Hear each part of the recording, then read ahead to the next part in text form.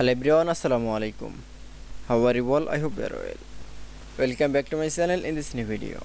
Today's video, how to hide the send box in Gmail. So get ready started. At first open your desktop. Now you can see, now going to the Chrome browser. Now click. Now select from Gmail. Now click from Gmail. Now open the Gmail. Now you can see hide the send box. Now going to the setting option. Now click from setting option. Now click from see all setting.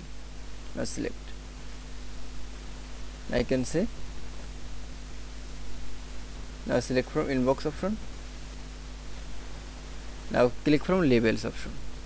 Now I show the send box, send message in the show. Now click from hide option.